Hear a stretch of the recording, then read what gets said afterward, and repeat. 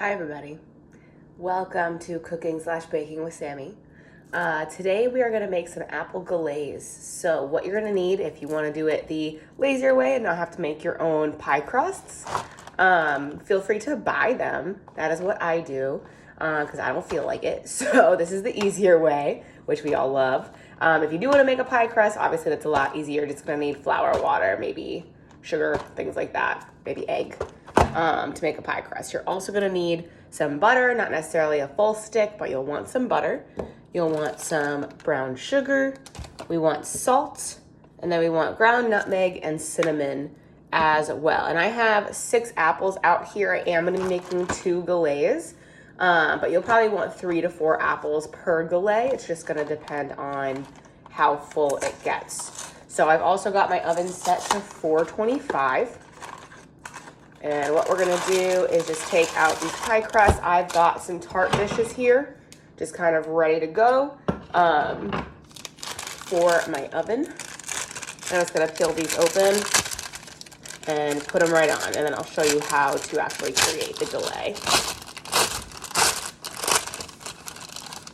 All right, so we got our pie crust.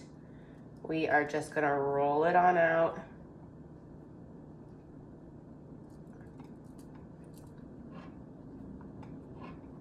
It's okay if it's not perfect. It doesn't need to be because we're going to be folding it over anyway. So that is fine. Like I said, I'm making 2. So I'm gonna roll out both pie crusts in separate tart dishes. Maybe, if I can open them.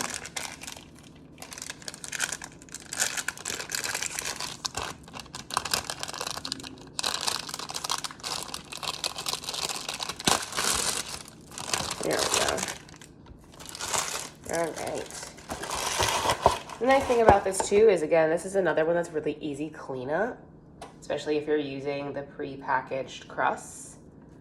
Again, I am just rolling this sucker out, sticking it in my tart dish to be ready to go for that galette. Now I do want to press it down so that I have a space to put my apples. And then we're just gonna get chopping. So I've got some Fuji, I've got some Honeycrisp, and I've got some Pink Lady apples. This is way too small of a knife. There we go. So that is what we are gonna be using today. And the easy thing about an apple galette is that once you chop those apples, so just get the core out, and you've got just these really nice insides, all you have to do is turn them over, and you're just going to chop into thin slices, and then you want to keep them in line because we are going to keep them in line the entire time on the galette. So it should be about like this. And I am just going to layer them into my galette.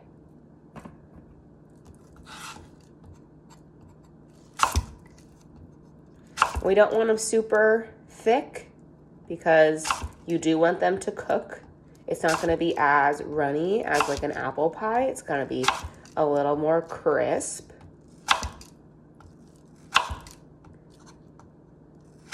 And once you get to these little ends, just leave those out.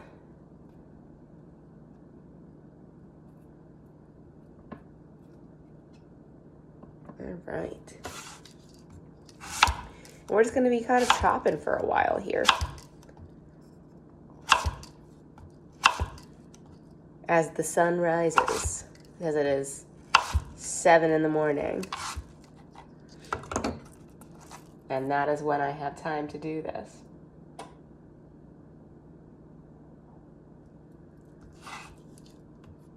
Like I said, those ends we're gonna use later. Just cut them off right now.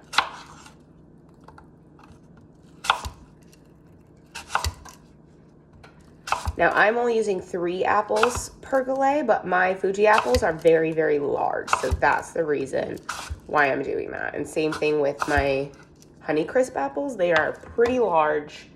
So I just want to kind of keep it together in a sense.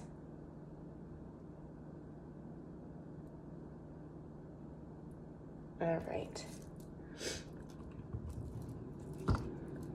Again, we'll use that apple later. Just cutting around the core. Again, same thing. This time I'm just using Honeycrisp to cut around the core. So that way we're getting a variety of different flavors and juices that are gonna get super nice in the oven. Like I said, oven should be at 425 is what you want at. And this is a great thing too, because apples are in season right now.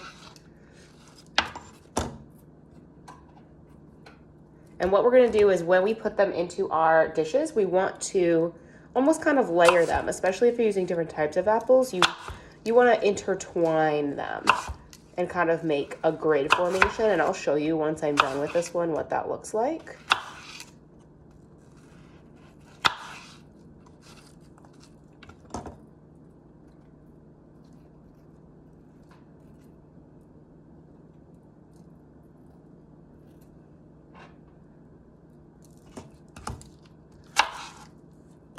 Getting those ends off.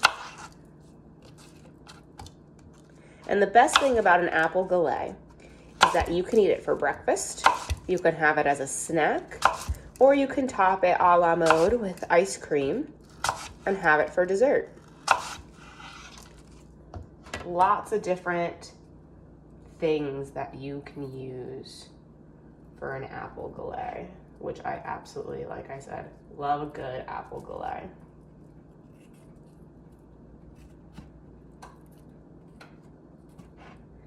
All right, cut my pink lady up.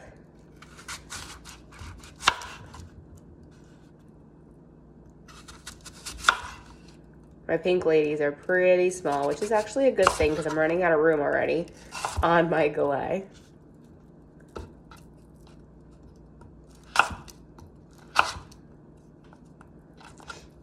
So it's kind of perfect.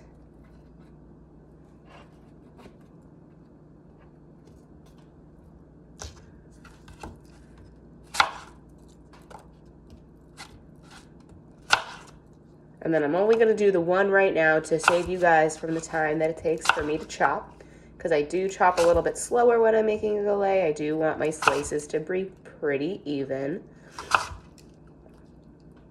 as I layer them gently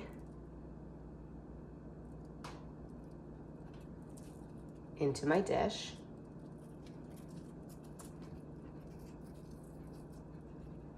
And this is kind of where the fun part comes in. It's almost like Jenga.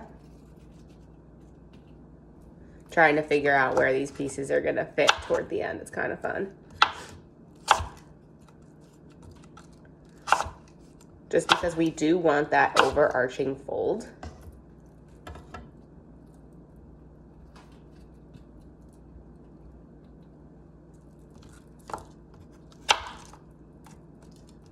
Because that's what's going to keep our galette a galette, is that fold.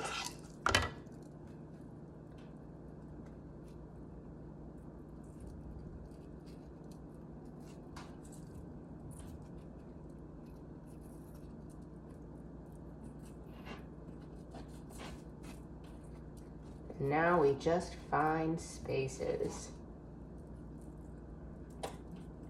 and figure out where these suckers are gonna go.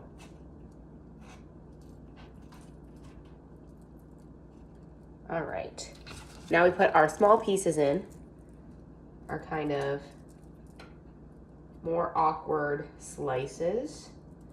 And the nice thing about these is you can kind of put them in and stick them out. They don't have to be perfect. You just want to be able to kind of see them all.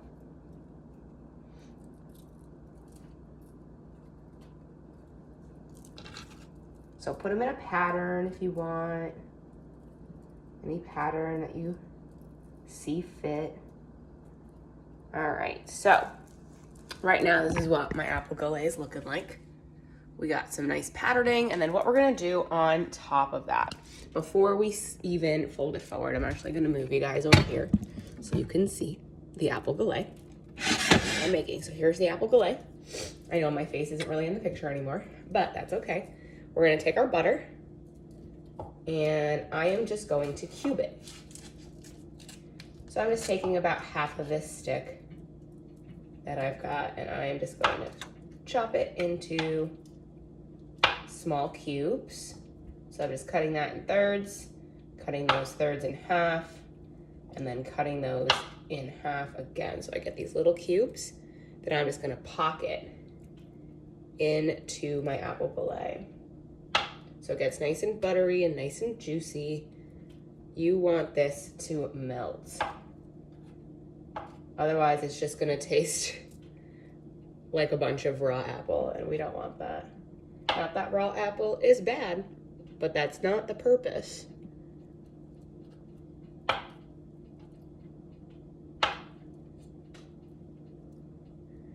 Like I said, we're just sticking these pieces of butter wherever nooks and crannies are left.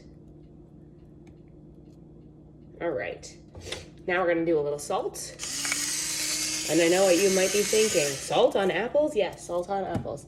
We're gonna sprinkle some nutmeg, just a little bit to give it that savoriness that we're looking for. And then your cinnamon as well. You can be as generous with your spices as you want to. And then we've got brown sugar, which I normally just grab with my hands and I just sprinkle it on. Now I did not blind bake this, so what that means is I did not put this in the oven beforehand so that it crisped up, because I want it all to cook at one time. And you're just gonna bake this until you see those edges get crispy. It's not really a time thing, it's when you feel like it's done type of thing. So, which is nice. It does take about the same time in the oven. So I'm at 415 right now for my preheat. So I'm almost at that 425. So what I'm gonna do is I'm gonna pick up my ends and just kind of fold them over to make this apple galette.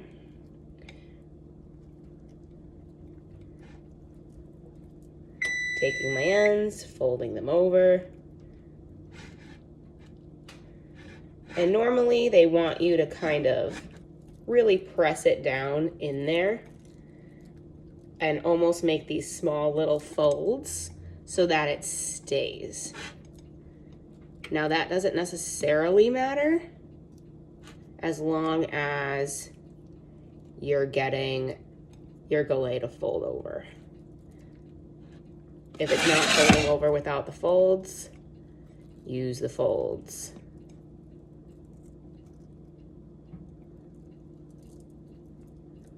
All right, so now we have that galette. See how it's just slightly over on edges is what we're wanting. Now, you could be like, why don't we peel the apples? Well, you can, it just takes more time.